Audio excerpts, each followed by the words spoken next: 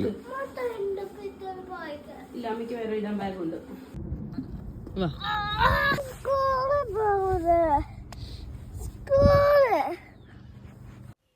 Hi all, എൻ്റെ ഒരു പുതിയ ബ്ലോഗിലേക്ക് സ്വാഗതം. രാവിലെ എണ്ണീറ്റ് മാവൊക്കെ അരച്ച് വെച്ച് ഞങ്ങൾ ദോശയും ചമ്മന്തി ഉണ്ടാക്കി. സാത്വിക്കിനുള്ള ലഞ്ച് ഉച്ചക്കത്തേക്ക് പാക്ക് ചെയ്യുവാണ് കേട്ടോ. ഇന്ന് ഞങ്ങൾ ഇച്ചിരി ലേറ്റായിട്ടാണ് സ്കൂളിൽ പോകുന്നത്. കാരണം അവനൊരു ടേർമിനുണ്ട്. ടേർമിൻ വെച്ചാൽ ഒരു അപ്പോയിൻമെൻ്റ് ഒരു ഡോക്ടറിൻ്റെ 3.5 വയസ്സിലൊരു ചെക്കപ്പ് ഉണ്ട്. U8 എന്ന് പറയും. അപ്പോൾ അതിന് വേണ്ടിയിട്ട് പോകണം. അതിന് വേണ്ടിയിട്ട് 9 മണിക്ക് അപ്പോയിൻമെൻറ്റ് കിട്ടിയിട്ടുണ്ട്. അപ്പോൾ അത് റെഡിയായി അവിടെ കാണിച്ചിട്ട് വലിയ താമസം ഉണ്ടാവില്ല. അവിടെ നിന്ന് നേരിട്ട് സ്കൂളിലേക്ക് പോകാമെന്ന് വിചാരിച്ചിട്ടാണ് റെഡി ആവുന്നത്. ഇവിടുത്തെ ഏറ്റവും വലിയ എനിക്ക് ബുദ്ധിമുട്ടുള്ള പണിയാണിത് ഇത് കേട്ടോ, ഇവനെ റെഡിയാക്കുക എന്നുള്ളത്. റെഡി ആക്കണമെന്നുണ്ടെങ്കിൽ ഇങ്ങോട്ട് വിളിച്ചാൽ അങ്ങോട്ട് വിളിച്ചാൽ ഇങ്ങോട്ട് പോകും, അങ്ങോട്ടോടും ഇങ്ങോട്ടോടും. പിന്നെ ആളുടെ സൗകര്യത്തിനനുസരിച്ച് ഇഷ്ടമുള്ള ഡ്രസ്സ് ഇഷ്ടമുള്ളത് മാത്രമേ എടുത്തുള്ളൂ. ഇഷ്ടമുള്ള രീതിയിൽ ഇപ്പോൾ ക്യാപ്പ് വെക്കണം. ഒരു കണക്കിന് ഞങ്ങൾ റെഡിയായി കഴിച്ചിട്ട് ഞങ്ങൾ പോകാനൊരുങ്ങിയാണ് കേട്ടോ. പോകാനൊരുങ്ങിയപ്പോൾ പിന്നെ ആൾക്ക് ഭയങ്കര ഡിമാൻഡ്. ബാഗ് പിടിക്കാൻ വയ്യ, അമ്മ ബാഗ് പിടിക്കണം, അങ്ങനെ ചെയ്യണം ഇങ്ങനെ ചെയ്യണം എന്നൊക്കെ ഭയങ്കര ഡിമാൻഡ്. ആ ഡിമാൻഡൊക്കെ കഴിഞ്ഞ് ഞങ്ങൾ ഡോറൊക്കെ തുറന്ന് അച്ചയ്ക്ക് ടാറ്റയൊക്കെ കൊടുത്തിട്ട് ഞങ്ങൾ പോവുകയാണ്. പോകുകയായപ്പോഴത്തേക്കിന് അതിന് ഭയങ്കര ഡിമാൻഡ് അച്ചയോട്. അച്ഛ വരണം അവനെ യാത്രയാക്കാമെന്ന്. അത് പറയാണ്, അച്ഛ ഡോറിൻ്റെ അവിടം വരെ വരൂ എന്നൊക്കെയാണ് പറയുന്നത്.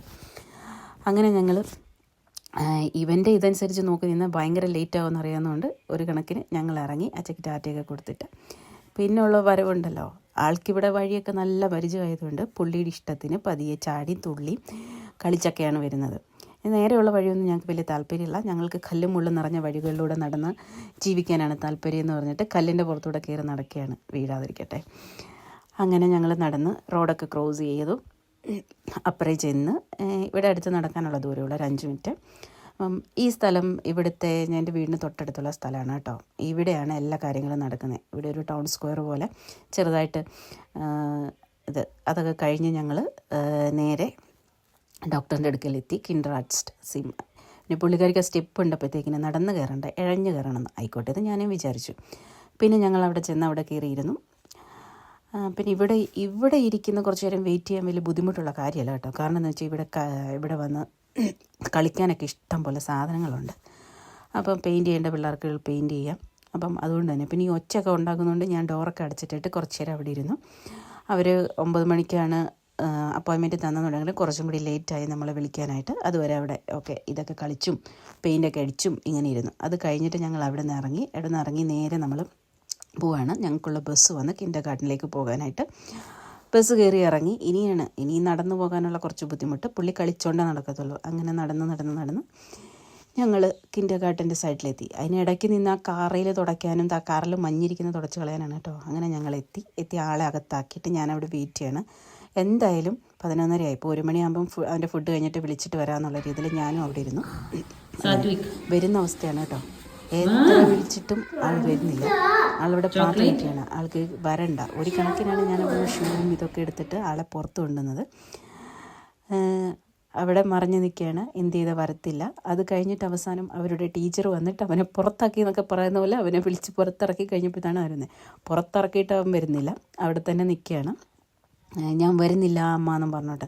ആൾക്ക് തിരിച്ചു പോകണം, ആൾക്ക് കളിക്കണം, അവിടെ നിന്ന് കളിക്കണം. അല്ലെങ്കിലും എന്നും ഇതൊക്കെ തന്നെയാണ് അവസ്ഥ കേട്ടോ. അവിടെ നിന്ന് ഇങ്ങോട്ട് കിൻഡർഗാർട്ടനിൽ എന്താ ഉള്ളതെന്ന് എനിക്കും അറിയില്ല. അവിടെ നിന്ന് ഇങ്ങോട്ട് തിരിച്ചു വരാനായിട്ട് ആൾക്ക് ഭയങ്കര മടിയാണ്. വരുന്നില്ല എന്ന് പറഞ്ഞ് നിന്നിട്ട് ഞാൻ കുറേ നേരം നിന്നിട്ട് ഞാനിങ്ങനെ നടന്നു പോയി. ഇപ്പോൾ ആളെ കാണാതായപ്പോൾ ആൾക്കൊരു പേടിയുണ്ട്, വഴിയിൽ ഒറ്റക്കിട്ടിട്ട് പോയോ എന്ന്. അപ്പം പുറത്തും കൂടി വന്നിട്ട് ഓടി വന്ന് നോക്കിയാണ് അമ്മ പോയോ.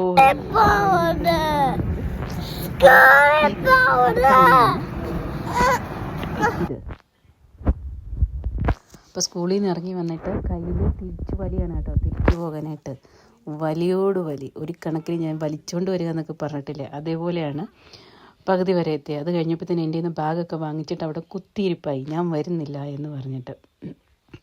എന്നിട്ട് അവസാനം ഓരോന്നും പറഞ്ഞ് ഞാൻ പറഞ്ഞു ഫോട്ടോ എടുത്ത് കാണിക്കും എല്ലാവരും എന്നൊക്കെ പറഞ്ഞപ്പോഴത്തേന് കയറി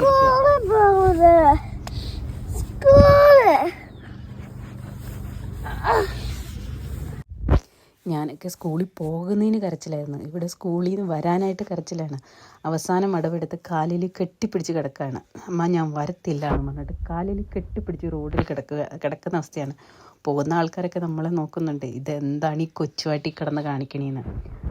അങ്ങനെ ഒരു കണക്കിന് നമ്മൾ പറഞ്ഞ് ഞാൻ അത് വാങ്ങിത്തരാം ഇത് വാങ്ങിത്തരാം എന്നൊക്കെ പറഞ്ഞിട്ടാണ് അവിടെ നിന്ന് എടുത്തുകൊണ്ട് വന്നത്. അത് കഴിഞ്ഞ് കുറച്ചും കൂടെ നടന്നപ്പോൾ പിന്നെ ആൾക്ക് റോഡിൽ ഇരിപ്പ് സത്യാഗ്രഹമായി. ഞാൻ വരുന്നില്ല, എനിക്ക് ഇതിലേ പോകണം, എനിക്ക് തിരിച്ചു പോകണമെന്ന് പറഞ്ഞിട്ട് റോഡിൽ ഇരിപ്പ് സത്യാഗ്രഹം. ഈ ഇരിപ്പ് സത്യാഗ്രഹത്തിൽ നിന്ന് ഒരു കണക്കിന് വഴക്കൊക്കെ പറഞ്ഞ് ഞാൻ പോവുകയാണ്, നിന്നെ പിടിച്ചിട്ട് പോകും പോലീസ് എന്നൊക്കെ പറഞ്ഞ് ഒരു കണക്കിന് ആളെ വിളിച്ചിട്ട് വരികയാണ്. അപ്പോഴാണ് അടുത്ത ഡിമാൻഡുമായിട്ട് വന്നത്. ഞാൻ പറഞ്ഞു ഞാൻ ഫുഡ് വാങ്ങിച്ചു തരാൻ പോകുന്ന വഴിക്ക് നല്ല ഫുഡുണ്ട്, അപ്പോൾ നല്ല ഫുഡ് ഞാൻ വാങ്ങിച്ചു തരാം എന്നൊക്കെ പറഞ്ഞു കഴിഞ്ഞപ്പം ആളുടെ ഇച്ചിരി ഒന്ന് മാറി. പിന്നത്തുള്ള വരവാണ് കേട്ടോ ഇത്.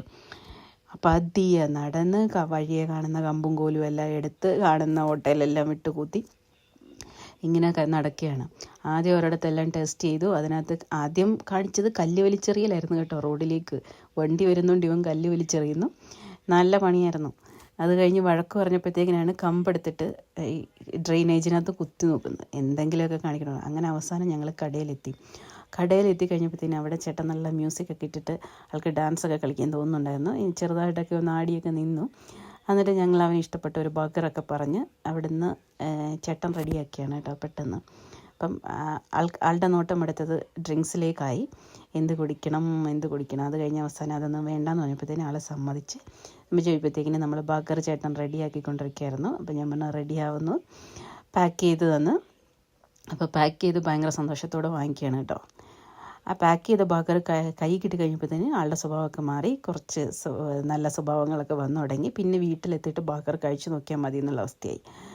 പിന്നെ അവിടെ നിന്ന് ഞങ്ങൾ നടന്ന്, തൊട്ടടുത്ത് തന്നെയാണ് വീട്, നടന്ന് വീട്ടിലെത്തി കഴിഞ്ഞപ്പോഴത്തേക്കിന് പിന്നെ ആളാറെ കയ്യിലും വെക്കത്തുമില്ല, ഭയങ്കര മര്യാദയായിട്ട് നടന്നിട്ടൊക്കെ എത്തി. ഞങ്ങൾ വീട്ടിൽ കയറി കഴിഞ്ഞപ്പോഴത്തേക്കിന് ഇത് പിന്നെ ആൾക്ക് ഫസ്റ്റ് കയറണം കേട്ടോ. ഇറങ്ങുകയും കയറും, ഈ സ്റ്റെപ്പ് ഇറങ്ങുകയും കയറും ആൾക്ക് വേണം ഫസ്റ്റ് ചെയ്യാനായിട്ട്. വേറെ ആരാദ്യം പോയാലും സമ്മതിക്കില്ല, നമ്മൾ തിരിച്ച് കയറേണ്ടി വരും. വന്നിരുന്ന് അച്ഛനെ കൊണ്ട് ഓപ്പൺ ചെയ്യിപ്പിച്ചു. എന്നിട്ട് ടേസ്റ്റ് നോക്കാമെന്ന് പറഞ്ഞിട്ട് ടേസ്റ്റ് നോക്കിയാണ്. ആൾക്ക് കയ്യിൽ എടുക്കാൻ പോലും പറ്റില്ല കേട്ടോ. 5 യൂറോ ഉള്ളെങ്കിലും അത്യാവശ്യം വലിയ എമൗണ്ടൊക്കെ ഉണ്ട്. മീൻസ് അത്യാവശ്യം കഴിച്ചാൽ നിറയുന്നതൊക്കെ വിധത്തിലുണ്ടായിരുന്നു. കൊച്ചിൻ്റെ കൈ പോലും ഒതുങ്ങുന്നുണ്ടായിരുന്നില്ല. അവൻ അതിൻ്റെ ഹാഫേ കഴിച്ചുള്ളൂ. അതിന് നല്ല ടേസ്റ്റൊക്കെയുള്ള നല്ല ബർഗറായിരുന്നു. അപ്പം അത്രേ ഉള്ളൂ ഇന്നത്തെ ബ്ലോഗ്.